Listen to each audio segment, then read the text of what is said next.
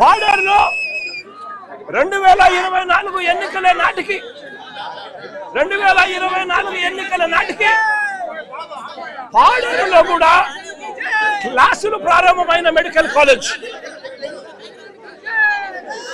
విజయనగరంలో ఒకటి, పాడేరులో ఒకటి,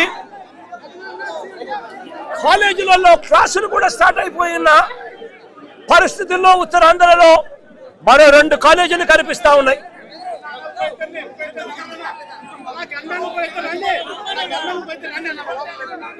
పార్వతీపురంలో నిర్మాణంలో ఉన్న మెడికల్ కాలేజీకి సంబంధించిన ఫోటోలు, దానికి సంబంధించిన టీచింగ్ హాస్పిటల్ కి సంబంధించిన ఫోటోలు కళ్ళ ఎదుట కనిపిస్తా ఉన్నాయి.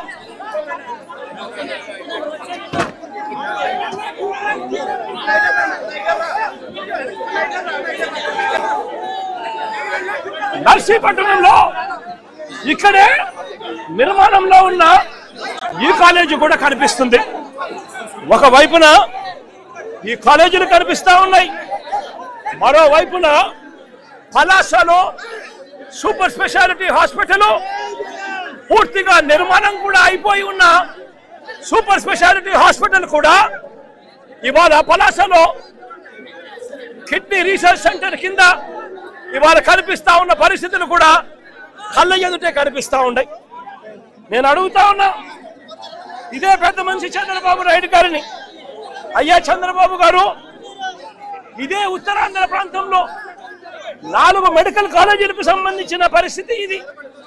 2 పూర్తయిపోయాయి, మరో 2 నర్సీపట్నంలోను పార్వతీపురంలోను ఈ స్టేజ్లో ఉన్న ఈ కాలేజీలు కాక మరో 5 ఐటీడీఏ పరిధిలో మల్టీ స్పెషాలిటీ హాస్పిటల్ కూడా ఉత్తరాంధ్ర ప్రాంతానికి మంచి జరిగిస్తూ కాలేజీలన్నీ కూడా నిర్మాణంలో ఉన్నాయి.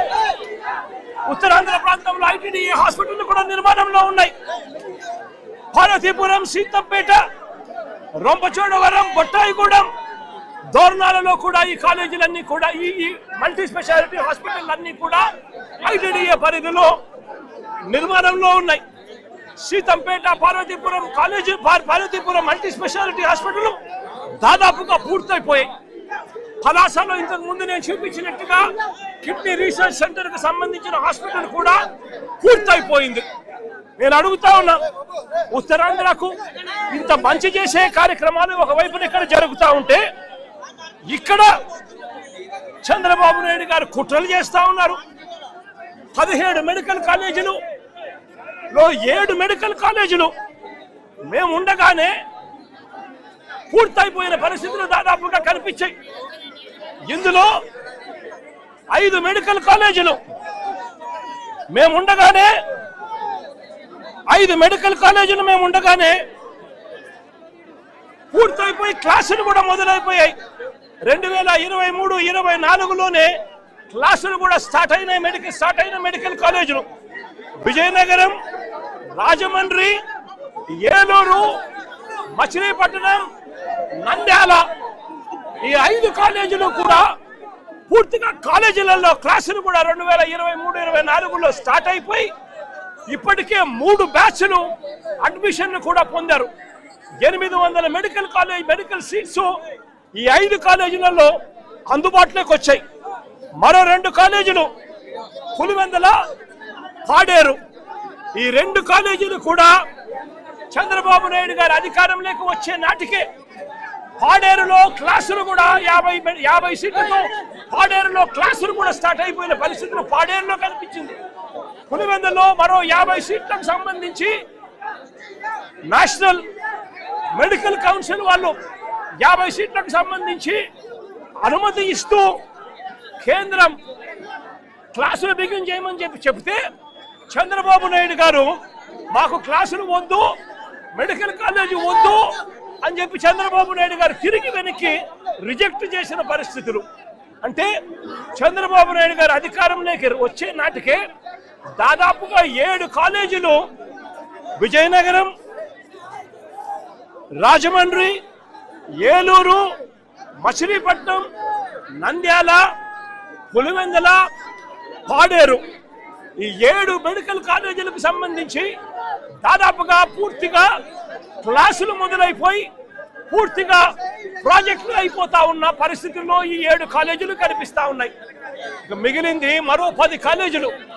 ఈ 7 కాలేజీలకు మిగిలిన 10 కాలేజీలకు ఈ 17 కాలేజీలకు అవసరమైన ఖర్చు 8,000 కోట్ల రూపాయలు.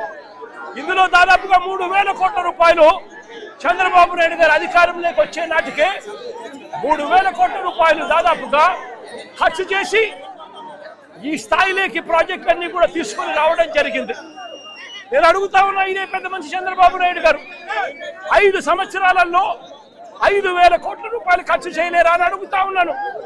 5,000 కోట్ల రూపాయలు ఖర్చు చేస్తే 5 సంవత్సరాలలో సంవత్సరానికి 1,000 కోట్ల రూపాయలు ఖర్చు చేస్తే కొన్ని కోట్ల మందికి ఆధునిక దేవాలయాల కింద పేదవాడికి ఉచితంగా వైద్యం అందుబాటులోకి వస్తుంది. అందుబాటులోకి రావడమే కాకుండా రాష్ట్రంలో మొత్తం 2019 నాటికి ఉన్న మెడికల్ సీట్లు 2,360 సీట్లు అయితే మరో 2,550 సీట్లు అదనంగా గవర్నమెంట్ రంగం నుంచి ఈ 17 మెడికల్ కాలేజీల వల్ల యాడ్ అవుతాయి. అంటే రాష్ట్రంలో మొత్తం 4,910 సీట్లు మెడిసిన్ చదివే పిల్లలకు అందుబాటులోకి వస్తాయి. ఇందులో ఈ 17 ద్వారానే 2,360 సీట్లు అందుబాటులోకి రావడం వల్ల పేదవాడికి ఈ సీట్లు ఉచితంగా అందుబాటులోకి వస్తాయి. సగం సీట్లు, మరో సగం సీట్లు ప్రైవేట్ కన్నా అతి తక్కువ ధరకు పేదవాడికి చదువుకునేదానికి, మెడిసిన్ చదువుకునేదానికి సీట్లు అందుబాటులోకి వస్తాయి. అలాంటిది కొన్ని కోట్ల మందికి ఉచితంగా పేదవాడికి వైద్యం ఉచితంగా అందుబాటులోకి వచ్చే ఆధునిక దేవాలయాలు ఇవన్నీ కూడా చంద్రబాబు నాయుడు గారి దగ్గరుండి పేదవాడిని అమ్మేసే కార్యక్రమం చేస్తా ఉన్నాడు ప్రైవేట్ వ్యక్తులకు. అసలు గవర్నమెంట్ అన్నది 5,000 కోట్ల రూపాయలు 5 సంవత్సరాలలో, అంటే సంవత్సరానికి 1,000 కోట్ల రూపాయలు ఖర్చు చేయలేని అధ్వానమైన పరిస్థితిలో ఉందా చంద్రబాబు నాయుడు గారు అని అడుగుతా ఉన్నా ఇదే పెద్ద మనిషి చంద్రబాబు నాయుడు గారిని. కారణం ఏమిటి అని అంటే, అమరావతిలో 50,000 ఎకరాలు కాదు, మరో 50,000 ఎకరాలు సేకరించి 2 లక్షల కోట్ల రూపాయలు కేవలం అక్కడ రోడ్లు వేయడానికి, డ్రైనేజీలు కట్టడానికి, కరెంట్ ఇవ్వడానికి, నీళ్లు ఇవ్వడానికి, కేవలం ఇన్ఫ్రాస్ట్రక్చర్ కోసం గతంలో 50,000 ఎకరాలు, ఎకరాకు 2 కోట్ల రూపాయలు చొప్పున 1,00,000 కోట్లు కావాలని చెప్పి అన్నారు. పెట్టింది ఎంత అంటే 4,500 కోట్లు ఖర్చు పెట్టారు. మళ్ళీ ఇవాళ ఈ 50,000 ఎకరాలు సరిపో, మరో 50,000 ఎకరాలు మాకు కావాలి అని చెప్పి తీసుకుంటా ఉన్నారు. అంటే